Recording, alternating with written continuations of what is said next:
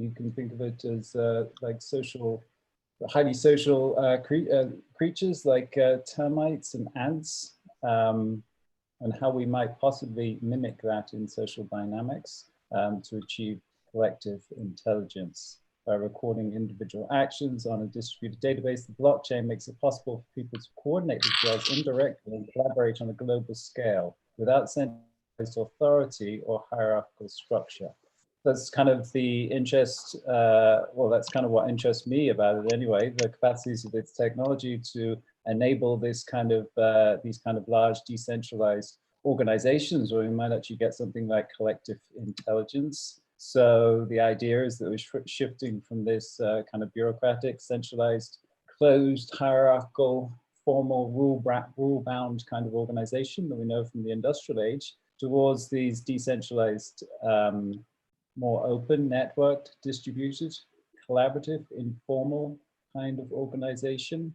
And we've seen that transition already playing out over the past few decades with the rise of that platform economy. Yeah. Your screen's partially blocked. You might, if you're doing the recording and you're going to cut it later, you might actually want to start over with without the build order screen for the viewers. So what are you seeing at the moment? You're not. We see about 4/5 of your presentation and a thing, at least I'm seeing on Zoom, build order, no build effects blocking part of the screen. Oh, okay. Sorry about that. I'll pass it up to you guys in a minute. I just want to introduce you. We've got Sherman Boschmer, Director of the Research Institute for Crypto Economics in Vienna. We've also got Indy Johar of Dark Matter Labs and Project 00. And we've got Michael, CEO of BlockScience in California. So we're going to start a discussion now. These are some of the topics I want to cover during it, but I wanted to hear from each of you. Maybe we'll start off with you, Indy.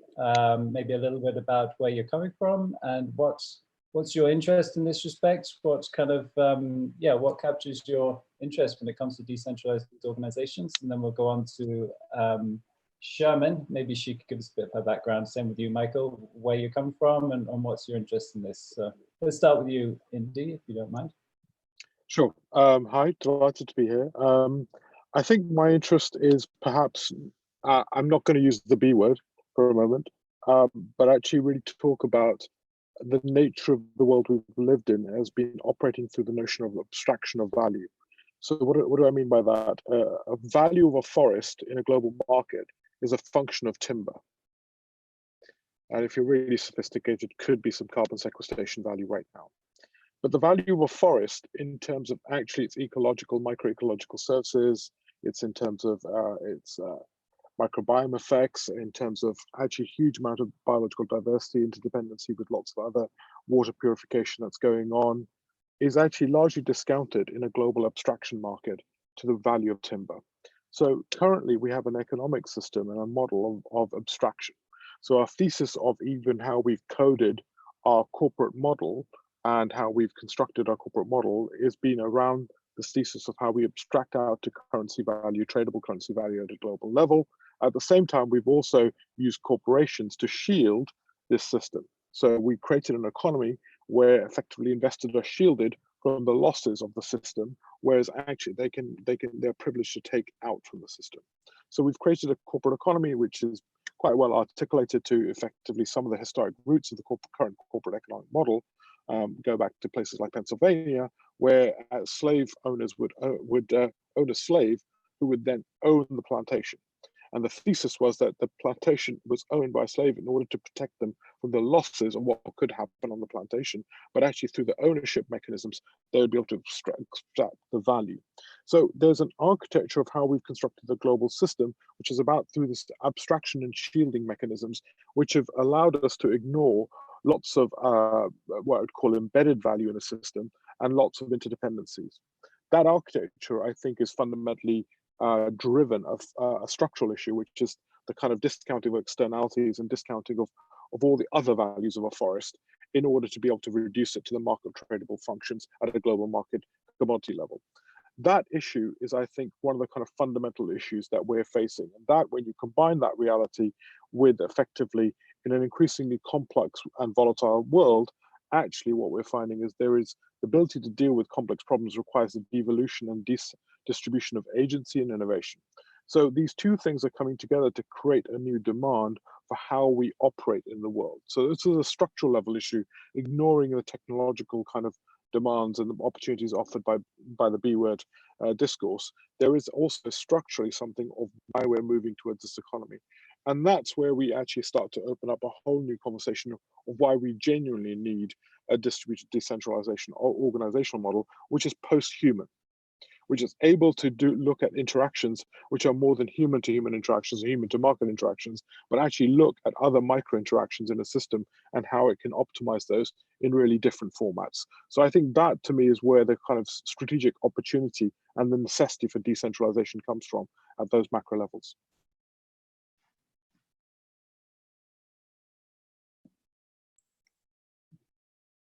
So Does that help? I guess, all right. Yeah, I guess, yeah, I really liked your explanation of the structural problems. I guess there is also a different angle. So my background is, I started the Blockchain Hub in Berlin because from the very beginning, and now I'm the director of a crypto economics research institute in Vienna, very lucky to also have Michael as one of the collaborators on board. And this is, we do interdisciplinary research because as was pointed out in other words, it is a governance technology that enables us to have very novel types of socioeconomic networks across jurisdictional boundaries. I'm not a particular fan of the word decentralization. I think it's very inaccurate.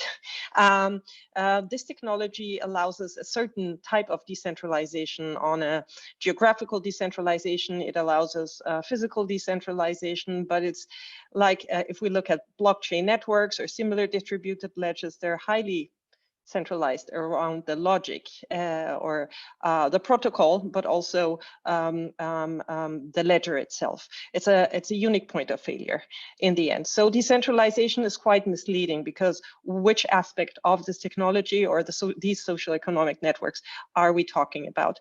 I would like to introduce a new word, which is inclusion or collaboration, because in the end, these networks, or what Bitcoin has showed, is that it's a collaborative network that incentivizes individual action towards a collective goal across jurisdictional boundaries in the absence of intermediaries, in spite of the fact that the network actors are entrusted. This is novel. So it's about inclusion, it's about collaboration, and it's about, and it's post-capitalism, post-communism, because the individual is incentivized to contribute to a collective good, and which I refer to in my research as purpose-driven tokens.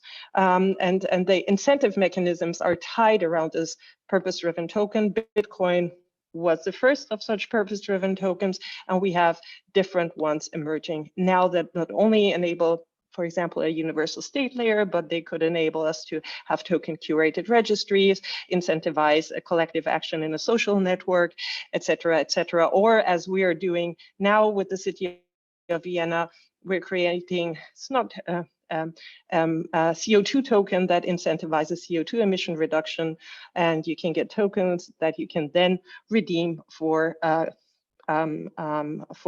goods and services in the city. And so it's a new technology with two layers. It's like, it's this, it's a network of actors. And why post-communism, post-capitalism? Because we don't have this capital and labor division anymore. The network actors are equal. They're not equal because it depends on how the consensus mechanism, in the sense of they're probably not equal because depending, it's kind of plutocratic around the amount of tokens you own, but we don't have the division between those who have the capital and those who perform the labor.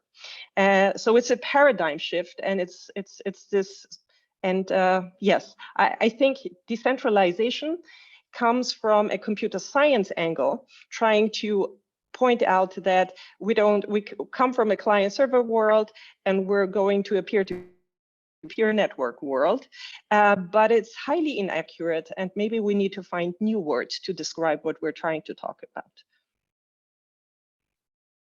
I don't know, Michael, what's your thought on this? Oh, well, so far I'm pretty excited to hear from both of you, but I would say that I think I want to use the term decentralized for the moment, but I'm going to work off of it to Sherman's point. In the context of what we were just talking about with Indy, I think it's actually really important to recognize that a more decentralized mode of interaction is quite a bit more natural, in the sense that we have increasingly we've sort of opened these pathways for information to flow faster around the world, and we've seen these sort of aggregated structures build up over the last decades to even centuries that have sort of rapidly accelerated the rate at which information moves from point to point. And I see this as actually being viewed in a graph theoretic or topological sense as a much more tightly coupled graph, which tends to lead to higher frequency dynamics. And this sort of like tightening down and increase in speed and information flow has really led to the ability of the system to both accumulate more in certain localities and also increase its susceptibility to certain kinds of shocks. And so with that in mind, there's some room for us to sort of begin to look at the way that our socioeconomic systems have changed structurally, and not necessarily talk about it in terms of centralization or decentralization, but actually just to start to look at things in terms of the sort of stability of these systems, the inclusiveness of these types of systems. And in particular, I really like sort of graph theoretic analogies. It's very, very natural for the system to have a sort of distributed state, and that distributed state itself should contain in it the sort of agency to act within that system, and not sort of aggregate all of the agency into a small set of actors, which is often the case when most of the ability to act is bounded by capital. And as a result, we see a lot of ostensibly free systems where the agents or participants or people have a limited degree of action spaces available to them.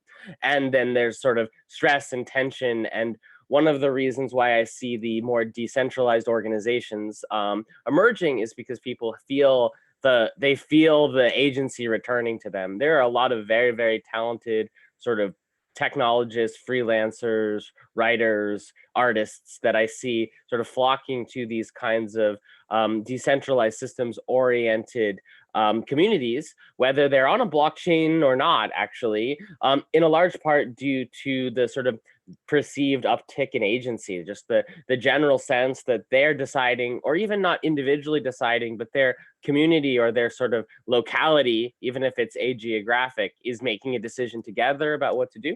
I think this ties in nicely with the idea of purpose-driven tokens as people start to use tokenization and incentives to define the sort of boundaries of the communities that they're coordinating in and those shared goals, and attempt to sort of coordinate with respect to them. But even outside of the question of tokenization and sort of blockchain, I see the open source movement as a great example of people sort of will to sort of work on something meaningful together.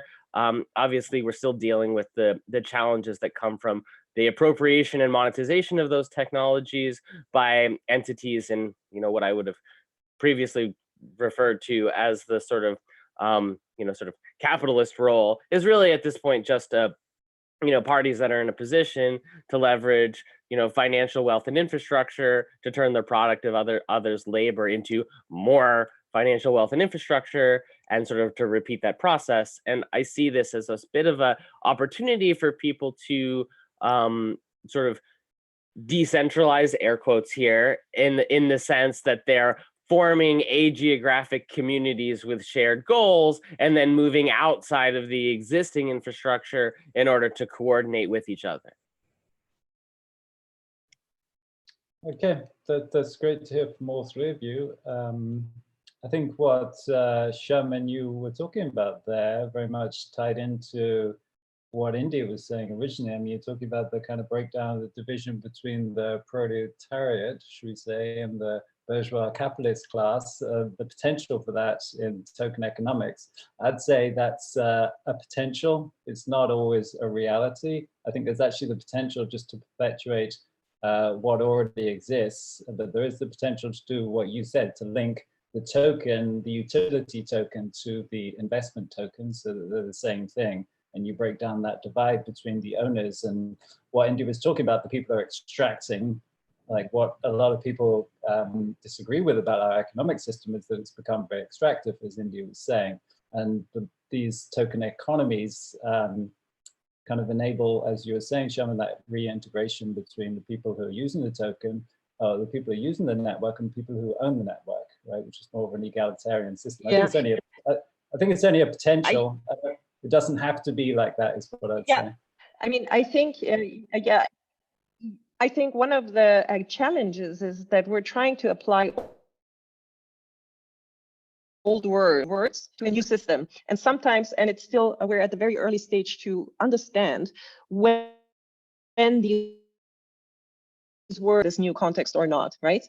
Because it's a paradigm shift as we're rewarding micro contributions with tokens, as Indy also pointed out. We're creating a very new nature of what capital or investment or labor. So the division between the real economy and financial world and the labor is any type of token, no matter how microscopic, right? How small. And I think these old terms like labor, capital, asset, financial industry, or like they merge, right? They start eventually. We're not there yet. We're at the very beginning, but all these classifications might be obsolete in the future if everything is every value it can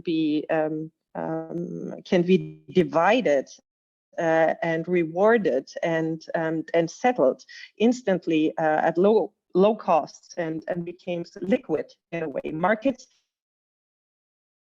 contribution markets become liquid. So and they could become if these tokens are not identity bound, if they're like kind of transferable, they have functions like money functions. And so we're seeing a new paradigm of how agiographically. I really liked, Michael, your word agiographically. So it's not, yes, decentralization, but we do have points of centralization. So this is why I'm really skeptical, but it allows us to coordinate across like agiographically in the absence of these traditional intermediaries, but there will always be points of centralization. Yeah. Indy, do you want to pick up on any of that? Yeah, thank you. I'd love to pick up on actually both the brilliant conversation by both Michael and Sherman. One of the things that I think is going to be really interesting is that when people talk about the future of the corporation, actually the thesis that people end up often talking about is, you know, oh, we're going to be more cooperative, more inclusive. And actually, I wonder whether the thesis of the corporation has always been, if you look at cooperatives or you look at a private corporation, it's been about bounding an in-group and an out-group. And what I think new types of distributed ledger technologies open up is the capacity for unbounded cooperation or non-bounded cooperation, maybe not unbounded, but non-bounded cooperation, which means that you can create open chains of value, transactable value in a way that are radically transparent and radically equitable and be able to distribute risk in a fair way that we could never do that. And these can be open systems of value rather than the typical in and out group at the point of risk. Now, that type of organization, which is kind of a sort of system chain of organization, requires different mechanisms to actually innovate and operate and create value in a way that what we've been historically using. So the kind of thesis of going from closed corporations to unbounded or non-bounded value chains, how do we get that thesis on the table? What are the implications of that? And what are the kind of governance mechanisms? And then really to put a bit of a geopolitical point on it, I would argue that 2020 onwards, we're entering a new age of war. So the thesis of kind of this egalitarian global landscape where everyone's nice and open systems are non-corruptible is bollocks. We're entering a new age of geopolitical war, where actually open systems are going to be much more vulnerable to attack in formats that we've not seen before. So in a way, there's a new age entering, and how does this reconcile, this kind of open thesis, reconcile with the reality we're seeing geopolitical war, where actually that openness will also be manipulated, used as a mechanism to a subterfuge and destroy systems in a way. So I wonder how we reconcile ourselves. And this is, I think, a real challenge for, I think, the libertarian, what I would call the libertarian left in a way, which is kind of lived on this thesis of peace, whereas actually we're entering a new age of war. And how does openness deal with that reality? And again, I have no idea what the question is, but I certainly recognize that question is real in the world that we're operating in, what the answer is. I love everyone's thoughts. I want to build on some of the things that you said, if it's okay. So one of them was this notion of these sort of open systems. And I think for starters, I'll go to the first point about systems in terms of their boundaries, in-group, out-group. And I actually think that the transition into a less sort of corporate in and out boundary is happening more than people realize at the individual collaboration sort of professional contractor level. I've seen networks of value flow between people literally in 3, 4, 5 countries in the same project, who are not otherwise partnered, working on things as a result of the lowering friction to collaborate across borders. It's still somewhat high. The technologies that we're talking about have been bringing it down. But a big important aspect of this view is that this is not a sort of pseudonymous thing. We're talking about people who have established identities, collaborating with each other with actual contracts to do things.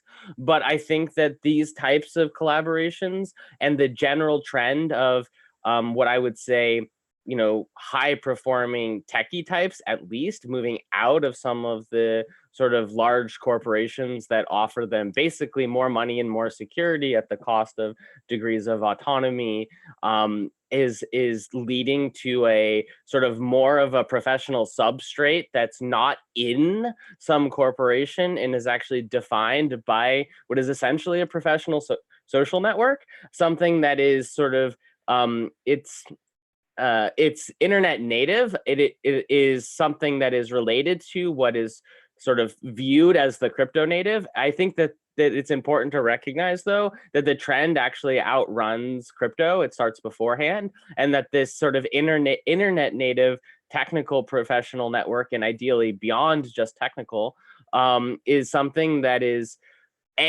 hopefully resilient in the sense that it's built on actual social relationships, and B, is somewhat less capturable than something that is an inherently technological piece of sort of open materials. And so kind of wrapping up, building on what Indy's talking about, I think that there's some opportunity for us to recognize the social systems aspect of these quote unquote decentralized systems and see where they are actually potentially more resilient to this kind of, war paradigm attack when they're actually embedded in real relationships, and there's a strongly connected graph of real human relationships, as opposed to just a technological substrate that's open and arbitrarily manipulable by pseudonymous entities that are proxies for states or large corporations.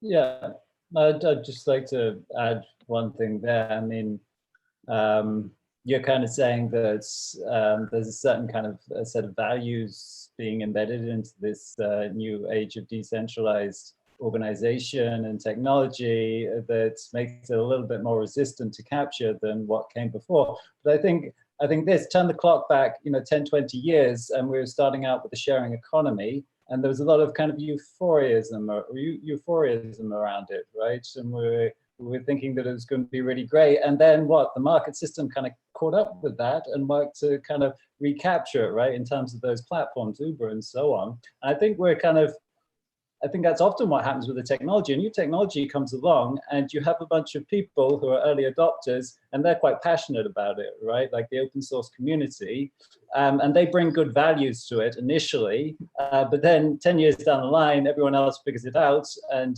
you get commercial interest coming in, trying to scale the whole thing, and you get everyone on board, and then those initial values have actually, they've been lost, and you've got, you know, the Uber and you've got the Facebooks and so I am not talking about the technical substrate here. I'm trying to very much position the value proposition as the reduced friction in the social layer. So for all possible technologies, whether it's, you know, Uber allowing people to drive, or, you know, Ethereum allowing people to write smart contracts and, you know, create their own monies, or vast majority of things that people are building, I'm saying that there's an underlying network of humans that build relationships with each other through collaborations on building things, through working on projects together, through shared interests, through whatever. And that what we've actually done is continue to lower the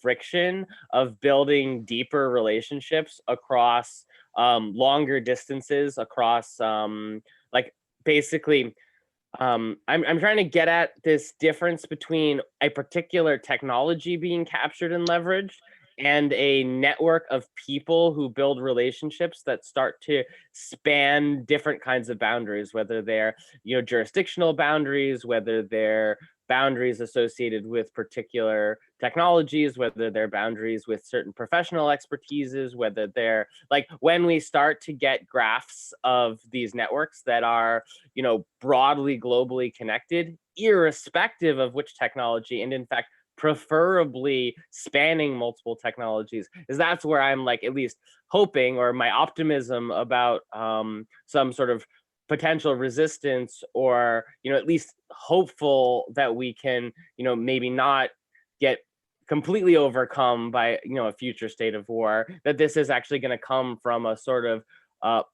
bottom-up globalism instead of a top-down globalism, where, you know, like I have partners that I like do research with and do projects with who are in Brazil, in Singapore, in Vienna, in Ukraine, in you know, like just all over the place. And I'm seeing that not just from my own perspective, I'm seeing an actual uptick in people opting out of what I would consider the traditional path for sort of researchers and technologists, at least, into roles that are, you know, arguably less safe, in the sense that they don't provide the same financial or, like, you know, sort of benefits or comfort, etc., but that this opportunity to engage in this way has been an attractor to people. And I'm not saying it's a total solution to the risks that Indy is bringing up, but I'm, you know, as a person who's inherently optimistic, I'm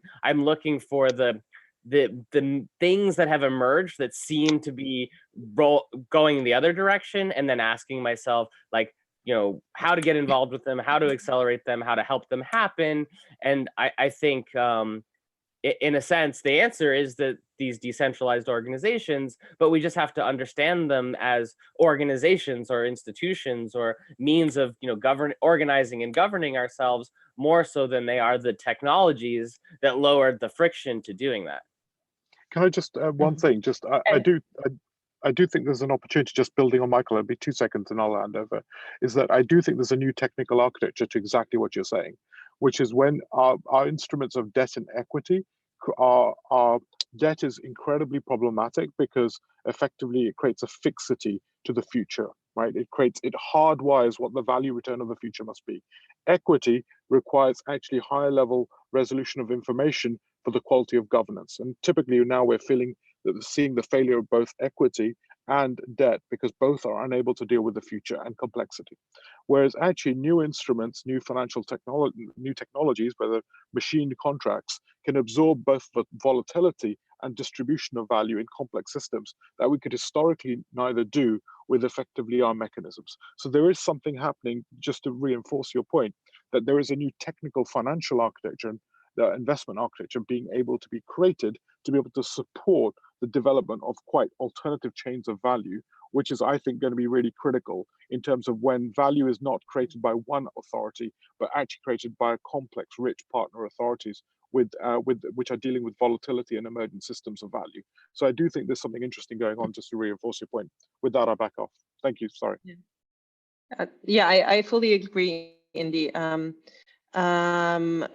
This new value chains are very interesting. And I think something that hasn't been mentioned directly, but indirectly, is kind of the end of the nation state, or the concept of the nation state has the boundaries of the nation states, or the effectiveness of nation state governance, has been dissolved over the span of the last 30, 40 years, A, due to free trade agreements, B, due to the emergence of the internet. Yet our governance, the regulation and the effectiveness of the nation states, but they've more and more become toothless. And as these decentralized organizations, organizational forms over the internet emerge, powered by Web3 based technologies, we will see very new global structures where you are all of a sudden a citizen / consumer of various networks that you opt into, whereas in the current or in the pre-internet era, we were like born into a network of people, coerced into a certain identity, and the only option we had was on the market, what to buy, what to consume, maybe. And the identity we already entered the era of multiple identities over Web2 networks, and I think this will deepen as we have this economic layer with this new Web3 technologies. So I think the technological aspect is crucial to enable a socioeconomic change. I'd love to agree, Sherman, but my thesis on that is that the monopoly of violence that the state has, the real power of the state is the monopoly of violence. And there's nothing about blockchain or any other technology that we know is addressing the monopoly of violence. And I think what state creates is the war machine within which actually markets and activities organize. And I think what we're seeing is the re-emergence of the war machine in the monopoly of violence. And I think the state is reinserting itself in, whether it's larger blocks, in this theory of monopoly of violence. And I think, whilst I get the kind of thesis of the state, but I think, and it also, I think we need to look at the macro tendency, which is, if you look at the risks of climate change, I think the likelihood is not abundance, which was the kind of casual discussion we were all having. We're not going to move into an abundance economy. Actually, more likely is we're going to move into a scarcity economy as key resources become strategically scarce. In that thesis, actually what we're going to see is the monopoly of violence becoming a key device, because there's no amount of blockchain technology. If I have a disagreement with someone and I want to get recompensated around that judiciary and the capacity to put someone in prison is actually still a state function. And I'm not sure I want to give it away to a non-state actor either, right? So I'm not sure yet I want to give it away. I fully agree that we're not, like, I don't think, I think the end of the nation state is very polemic, right? So I don't think nation states will disappear anytime soon, but I think they need to reinvent themselves. And I fully agree that the monopoly of violence is the real thing. And unless we have alternative structures or an alternative, maybe emotional, on the sociological level, like transcend the current emotional collective state that we have, where violence is apparently necessary, or we think it's necessary, we might enter a sociological stage where we don't think it's necessary, right? But yes, this is a real thing. So the nation state will not think now, and rightfully so. 2020 might be a very violent year worldwide. Why? Because exactly because the nation state is starting to dissolve, like the powers of the nation state. So a lot of people cannot deal with it, and there is a backlash in society, in my opinion. So we could use, if we're lucky, if we use these networks or this new technological infrastructure in a meaningful way, we could use it to maybe overcome a lot of the challenges that we have today, and hopefully avoid a lot of the very natural backlashes that we're seeing, like the resurgence of national identities or nationalistic ideas, etc., etc. So yes, this is a real thing, but yeah, it will. Yeah, there will be a competition to nation state identities with these decentralized organizations, these networks. That's all I'm saying. So I wanted to ask a question, actually. And yeah.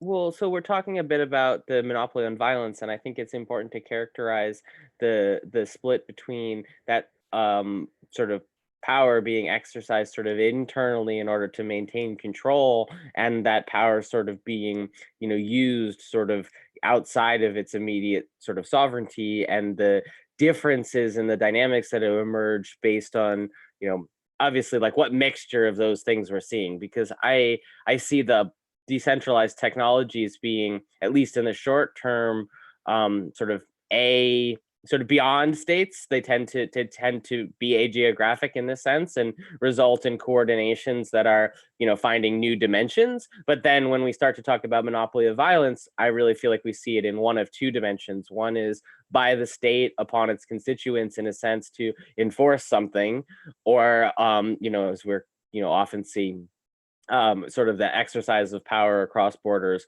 for either explicit justification, or for sort of implicit ones that you can infer from the activities but aren't necessarily the claims being made. And I think those are pretty different, and I think they would, it's worth, I don't know, I'm curious what the thoughts are from each of you about the different exercises of this power. Yeah, I mean, from my side, I think I'd add two other dimensions, which is that I think when we talk about decentralized, distributed organization models, is I think there's one that's happening at what I would call a Miso level.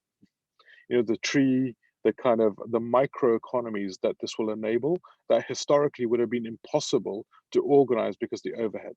This is also the new model. It's a very Miso model. Then there's also what I would call a transnational system conversation. And these are fundamentally they are leveraging the same thesis in a way of machined capacities, of distribution of value about multiple agents and actors. One is at a very Miso level, and one is at a very macro level. And we're seeing both of those come into effect to create new institutional capacities. And I think that and I think in a way, I think it's just recognizing that both those scales are opening up opportunities that I personally think we're seeing opportunities to look at a high street and creating a new type of institutional infrastructure, machine institutional infrastructure between 60 different actors being able to coordinate and operate and create shared value in a pooled value structure, which has historically been impossible to organize, as well as being able to organize new at the level of the Baltic Sea, looking at how you organize risk and manage real-time effects onto a transnational capacity. And these are quite different, but they're also similar.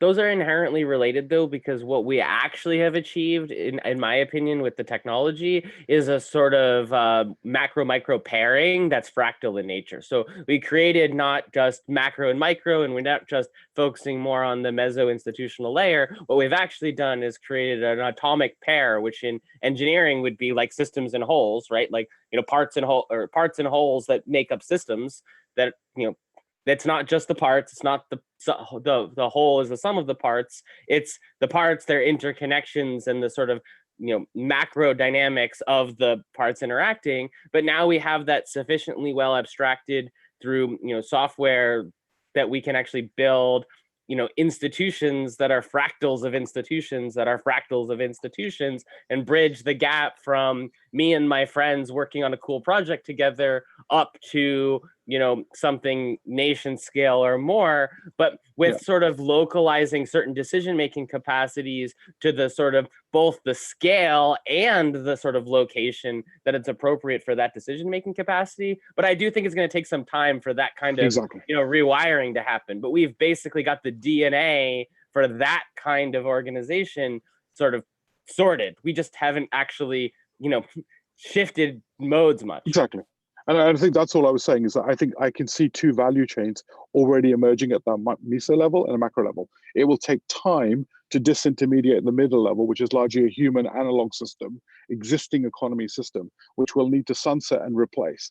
And then we will start to see the merging of these two systems to create that fractal capacity that you're rightly pointing out. But what we're seeing is those two spaces are clearly visible as operational domains right now. But that's the nature of networks, isn't it? It's the nature of the structure that we're using. That it's a network.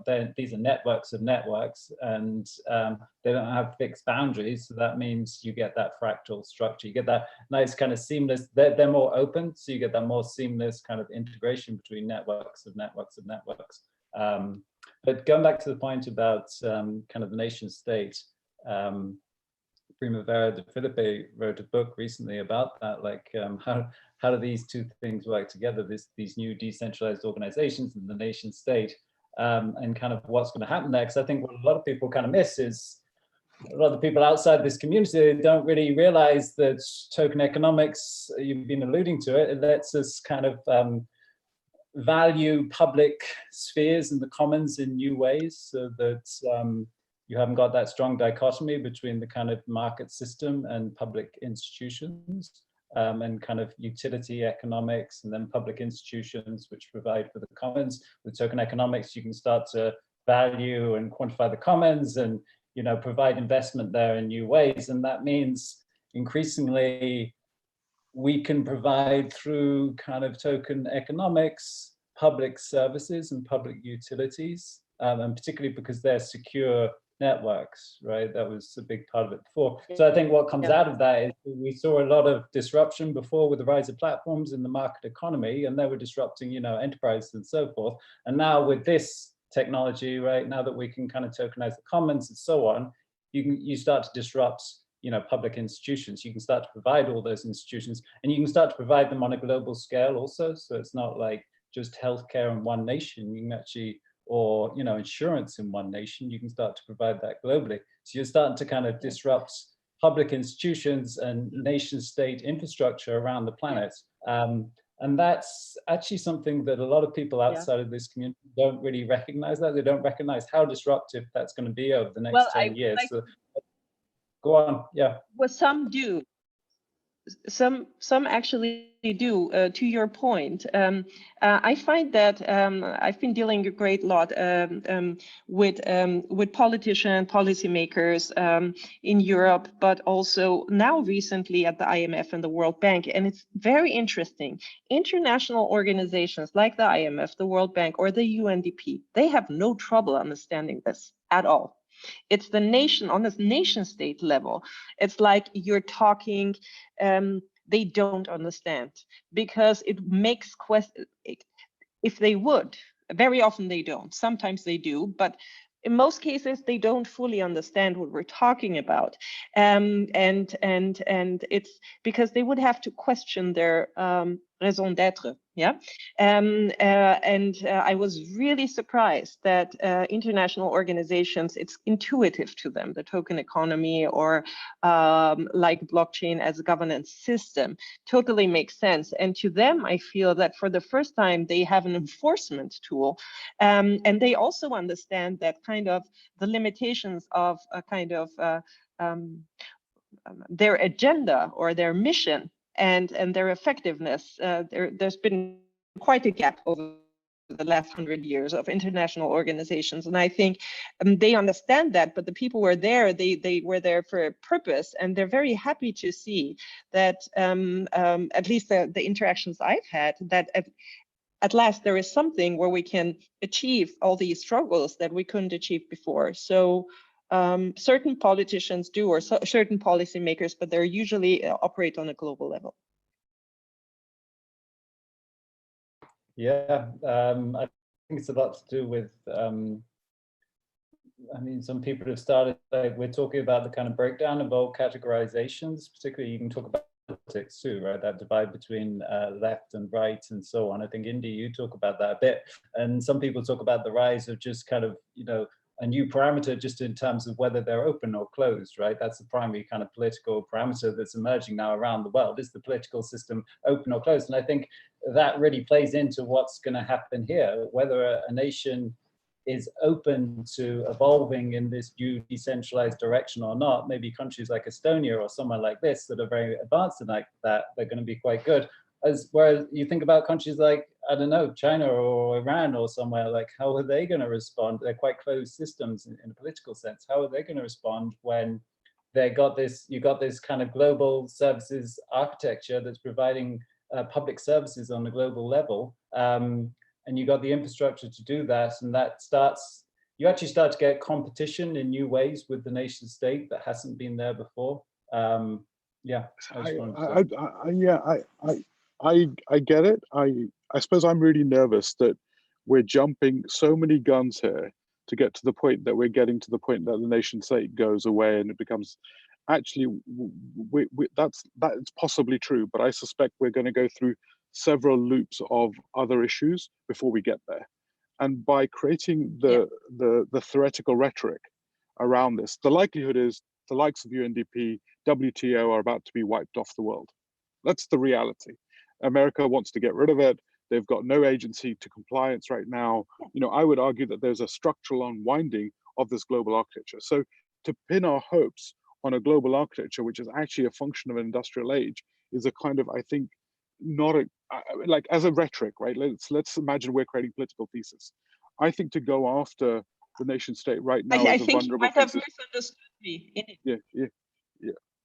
I think you misunderstood me. So I'm just saying that I was paraphrasing. People working there understand the potential of the technology. I'm not suggesting that we should have a centralized steered global or supranational steering systems, right? But I found it interesting that the people working there understand the nature of the potential of this technology. Yeah. I suppose all I was trying to say was that maybe by having this rhetoric that we all share, and a whole bunch of us have all been talking about, actually impedes our capacity to actually get there, because we end up creating problems where there aren't. And the reality is the monopoly of violence is going to be a significant component of the next 10, 15 years as we decarbonize our economies through either a combination of war or other issues. So, but I do agree that, you know, one of the, you know, so for example, what would happen if the UK turned around and said, we're not going to sign any trade agreements, but what we are going to do is anyone that can show compliance to UK regulations anywhere in the world, you can import into the UK with zero tariffs. This could be provenance infrastructures and build a whole new model of alternative regulatory frameworks, which are essentially exactly what we're talking about, but they are created through protocol and organized market infrastructures in radically alternative ways. So I suppose I agree that the eventual long arc is pretty much what we're all discussing, and this is the emancipation of humanity emerges at that moment in time. But I think there's a kind of detailed journey here that I think if we can be more precise about, I think we're more likely to guide ourselves through it, recognizing that these moments are going to happen. I mean, that's just my personal sort of contribution, but I would like us to get that to the, you know, we are going to see city level visas, I would suspect. We're going to see new types of migration policy. How do we create new types of even citizenship, residency? Like, how do we create new hybridities that can actually adopt into the current system, yet bridge us to the new world? And I think when we can start to find these new modalities, we can, on one side, you could say we can subvert the current reality. On another side, you can say we can transcend us into a new operational interoperability. And a global interoperability is currently possible in a way that we could never have done previously. So I think there's just a missing Maybe I'm wrong here, and I'm opening up to you guys. I think it's almost as sad as it is, I think it's almost worse because we're ignoring a dimension here that I think is sort of maybe not in line strictly with the sort of state level stuff, but technology side, in the sort of automation, empiricism, and sort of a general, advancement. And really, I shouldn't say advancement, I really mean application of AI. A lot of the technologies are, basically faster computers and more data with algorithms that are decades old, but with minor tweaks to solve certain problems. But like the theory behind it is really not very new.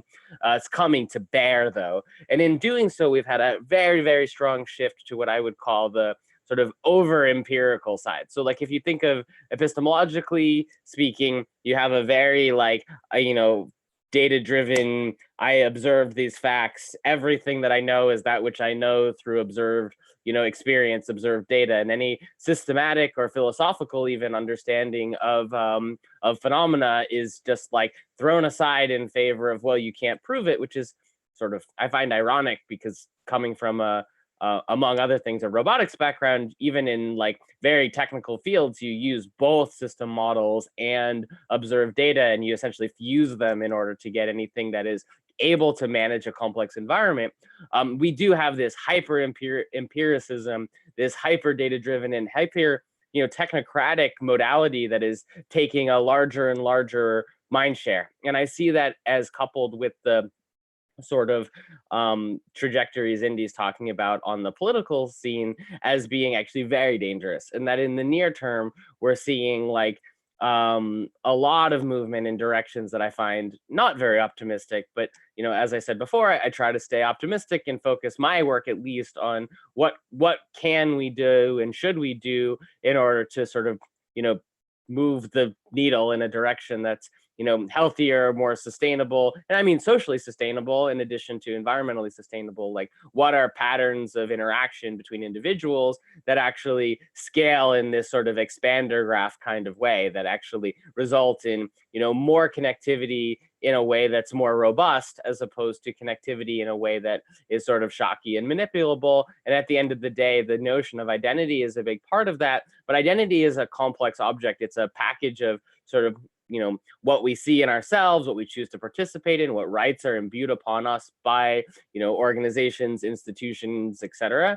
And so I think my perspective on this, especially with the discussion of like city level visas and stuff, is that we're actually starting to rights access control the physical world in a way that is actually mirroring technology. So less so are we shifting away into a sort of freer environment. In a lot of cases, the imposition of sort of technologically mirrored social structures is actually locking things down. And I think that that's opposite direction than what we want to move in. And it's a question about like, what those dynamics look like in the near term.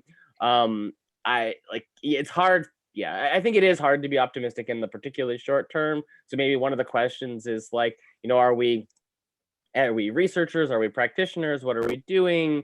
Are we activists? And at any point in time, who are you? How you identify affects what you should be doing about it. Sort of as a researcher and mathematician more than anything else, I'm like looking at these ontologies and trying to figure out, how can we embed a more socially supportive structure in our tools. And a big part of that is the idea that our tools should actually be able to sort of learn from us and with us, not just for us. Michael, just on the city visas the thing. tools, so sorry. Just unfortunately, I have to go. Maybe yeah. Go for it. I have to go. Just one last thing. Very sorry. We have a time lag here, apparently. I lost my point now. Yeah, I think one of the greatest challenges, and Indy, you're completely right. Like what we're talking about is abstract future, right? And there are many steps there. I don't think we can predict it very well. it's hard to predict. I think the city level or local level governance will be stronger for sure in the future. And I think one of the greatest challenges, my last statement, is that we have a great gap between those who understand governance or would like to contribute and those who understand the technology. And the inclusion, we have a gap of inclusion of people who don't understand technology to shape these technologies that shape our socioeconomic systems. We're seeing that on a developer level in the teams and the nature of the teams and the non-existing diversity in the teams. And I'm not reflecting to sex or race, I'm reflecting to backgrounds and like domain knowledge. And we're seeing that in research also. As long as people don't contribute to how these systems are created, we will have a great challenge, because we won't create the system. It doesn't make itself. People create the system, and who creates the system is the big question. And unfortunately, I have to get running because I have my next meeting, but it was really a pleasure to talk to you all. I hope to catch up soon, and I leave you for the last minutes to close up this. Sure, okay, sure. Great. Thank you. Bye. Thank you very much, Sharon. We have to finish up in a minute anyway, so let's just get a final comment maybe from you and Michael. Your last thoughts, your takeaways. Well, Indy had another point he wanted to make before Sherman wrapped up. I think I'd like to hear it. So all I was going to say in terms of city visas, one of the big challenges, say in the UK, we're facing is that the politics of migration have created a real issue. Whereas if you can decentralize the politics and distribute the politics of migration at a local level, you create a different political agenda. So Scotland has a reducing, as an aging population, has a completely different relationship to migration. So the thesis of actually local level control isn't necessarily just local bad. Local level control can open up high rich variety in the system to relating with these futures in really radical formats. So just to sort of open this up as a sort of, because that's one lens to look at the problem. I do agree at a meta level, fundamentally we want to transcend that problem. But I think in this arc of the the downward arc to rebuild, I think we're going to see some really interesting deviations in that process. That's all. So my closing thoughts are basically, we didn't really talk about polycentrism, which is something that I think is very important, and in particular ties into this sort of ageographic localities.